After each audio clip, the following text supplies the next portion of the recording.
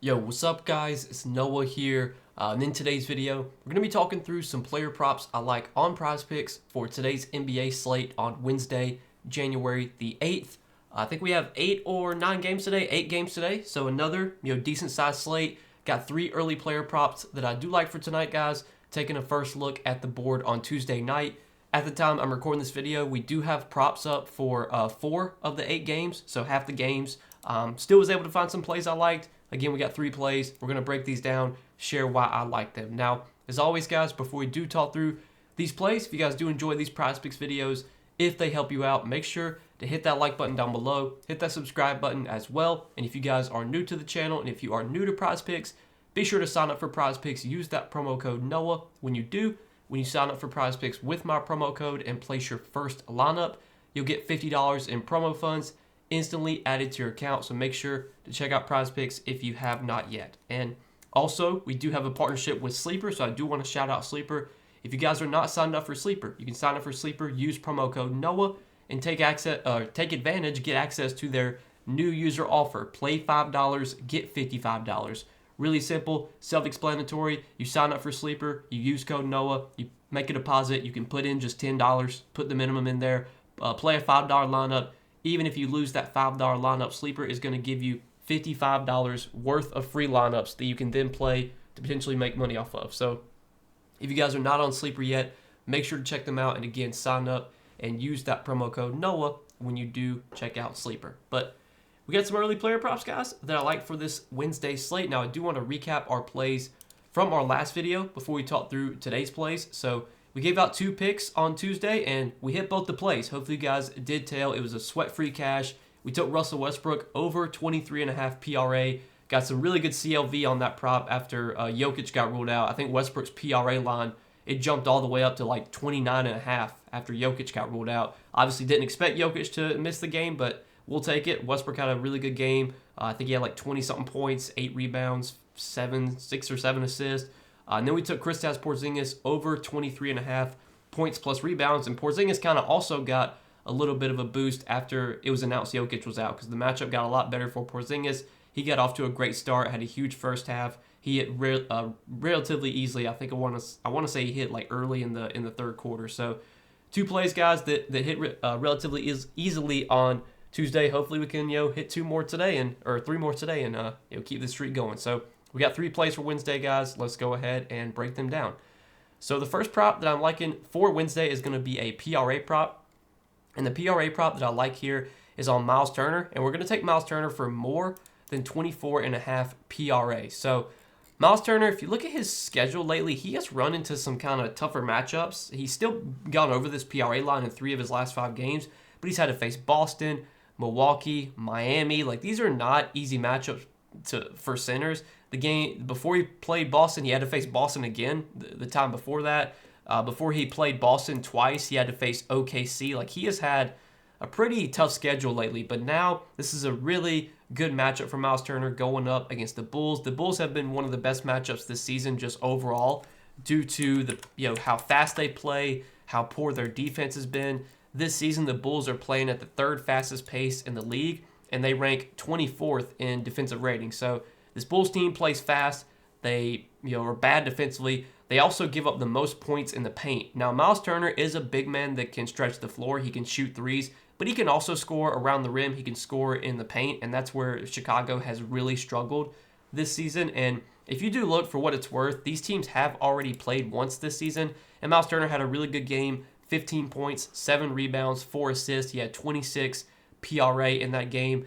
Look, Miles Turner's been really good this season, in terms of scoring, rebounding. He's averaging, I believe, over 14 rebound chances per game this season. He's leading the team in rebound chances. Turner has historically not been like a really aggressive rebounder, but this season he's been rebounding a little bit better. He's had more rebound chances. Scoring's been solid. He's averaging over 15 points per game. Now, when it comes to assists, you typically don't expect to get a lot of assists from Miles Turner, but if you do look at his props for tonight, like if you look at his PRA compared to his points plus rebounds, there's only a 1-point difference between the two. I think if I was going to take a prop on Miles Turner, I would take his PRA prop, just because, again, you only need 1 assist for him to for this to, for the PRA to be better than the points plus rebounds. And if we do look, Miles Turner has had at least one assist in he's had at least one assist in 5 straight games. Had at least one assist in all but one of his last 15 games. So I like PRA more than I like points plus rebounds, but I also don't mind taking Turner for more than 15.5 points because I think this is a good matchup for him to score. The Bulls are top 5 in points allowed to centers this season. We've talked about how much they struggle around the rim.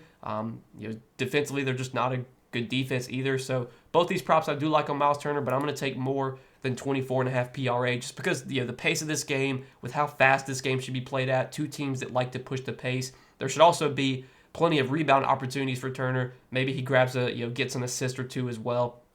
So that's going to be the first prop that we roll with for Wednesday. Miles Turner, more than 24.5 PRA. Next prop that I like is going to be on Isaiah Hartenstein, and we're going to take Isaiah Hartenstein for less than 15.5. That's the wrong prop. 15.5 rebounds plus assists. I did points plus assists by accident.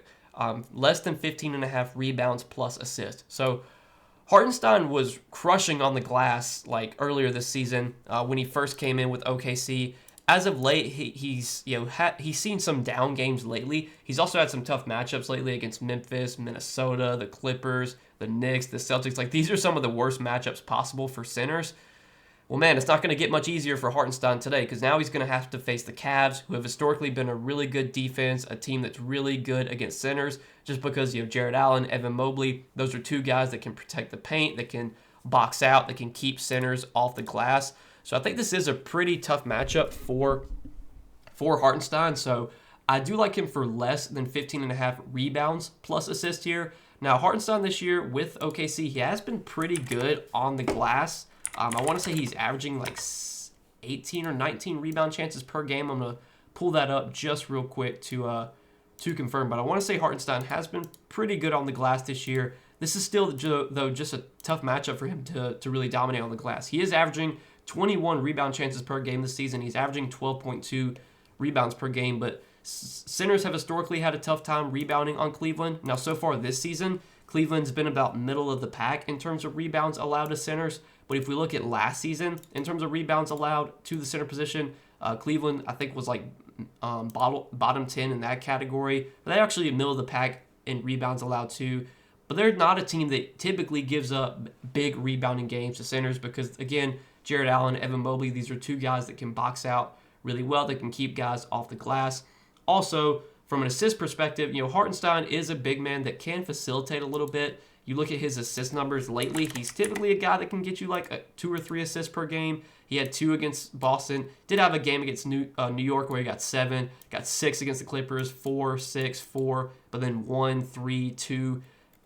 Anywhere from 3 to 4 assists is typically what you can expect from Hartenstein. In terms of potential assist, I want to say he's only averaging 7 or 8 potentials this year. It's not like he's averaging double-digit potentials. If he was averaging that many assists, I wouldn't be as confident in the rebounds plus assist as I would be just in taking his under on rebounds.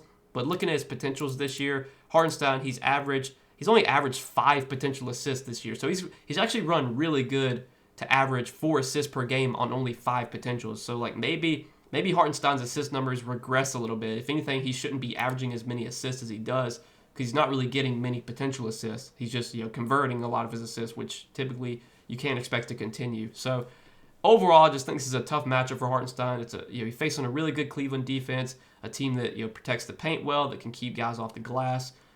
I like his under on 15.5 rebounds plus assists. You could also look at his under on 11.5 rebounds, but I think I like rebounds plus assists more just because, again, Hartenstein only averaging 5 potential assists per game this year. Typically, I would think more times than not, he probably gets 4 assists or less, which if you're taking his rebounds plus assists instead of his rebounds, you're pretty much hoping that he gets 4 assists or less, which I think more times than not he does.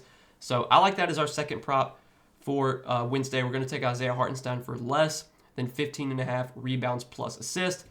And then the final prop that I like is going to be a prop on Day'Ron Sharpe, and we're going to take Day'Ron Sharpe for less than 2.5 assists. So Day'Ron Sharpe did have a game, his recent game against the Pacers, where he did get 5 assists. He had a game against Milwaukee where he got 4 assists. But this is typically not a player that is known to be a facilitator. He's a big man that just kind of sets screens. He grabs rebounds. He gets putbacks. He's not a guy that really is involved a lot in the offense. This season, in terms of what he's averaged for potential assists, Day'Ron Sharpe has only averaged 2.3 potential assists per game this season. So, like, he typically is not a guy that even gets 3 to 4 assist opportunities, let alone actual assists. He's only averaging 2.3 potentials this year. You look at last game where he did have 5 assists. He converted nearly every single one of his assists. He had 5 assists on 6 potentials. So I think as long as Day'Ron Sharpe doesn't convert like every single one of his assist opportunities, I feel pretty good about him going under 2.5 assists. Again, this is just not a guy that really does much facilitating. He's historically never been a big assist guy. This season, Sharpe has only gone over this line in 2 games, and his 2 recent games against Indy and against Milwaukee. Now, Sharpe has been playing some increased minutes lately, but that's kind of been due to Nick Claxton, maybe getting into some foul trouble. I'm not sure if Claxton was in foul trouble in some of these games. That also could be due to some blowouts too, which have kind of upped the minutes on Sharpe. Sharpe is pretty much just going to back up Nick Claxton. So, like, if Claxton plays 30 minutes, that probably means Sharpe is only playing 18 minutes. So Sharpe doesn't really have much of a minute ceiling unless Claxton gets in foul trouble or unless the game's a blowout. But this game against the Pistons should be competitive. The Nets are playing at home here. It's a 7-point spread. As long as Brooklyn keeps this game close and as long as Claxton avoids foul trouble, Day'Ron Sharpe's probably only going to play like 18 minutes or so. And when Day'Ron Sharpe has played 18 minutes or less this season, he's under this assist line in every game. The 2 games where he went under, the 2 games where Sharpe went over his assist line, he had 4 assists in 20 minutes and he had 5 assists in 22 minutes. I think things would have to go right for Sharpe for him to play over 20 minutes here. Like, things would probably have to go either right for Sharpe or they would have to go poorly for Nick Claxton. But lately, Nick Claxton's been getting about 30 minutes a night. His minutes got cut down a little bit last game because it was a blowout. He only played 25.5 minutes. The game against Philadelphia was also a blowout, only played 23.5 minutes.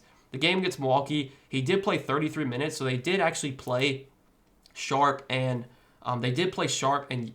Claxton alongside each other against Milwaukee. But that was just due to the matchup, I'd assume. Facing Giannis, Brook Lopez, Bobby Portis, you're gonna want guys with size out there. Normally, I don't think we should expect Sharpe and Claxton to play alongside each other because typically these are 2 guys that just play center. I think that was just kind of matchup based that they played together against Milwaukee. So all those reasons make me like this under on 2.5 assists for Day'Ron Sharpe. I'm actually surprised this prop was even available. I think this is a prop that probably could get taken off the board because I think more times than not, Day'Ron Sharpe is not getting 3 assists. Maybe he does tomorrow, hopefully not. But again, this is a guy that doesn't even average 3 potential assists per game on the season, let alone actually getting 3 assists total. So I like that as our third and final prop. For Wednesday is Day'Ron Sharpe less than 2.5 assists. So we've got 3 early plays, guys, that I like for this Wednesday slate. As always, I appreciate you guys watching these Prizepicks videos. Make sure to hit that like button down below if you enjoyed. Hit that subscribe button as well. And go check out Prizepicks if you have not yet. Use that promo code NOAH. When you sign up for Prizepicks, place your first lineup. You'll instantly get $50 in promo funds added to your account. So make sure to check them out if you have not yet, guys. But good luck as always. Thanks for watching, and we'll see you guys in the next video.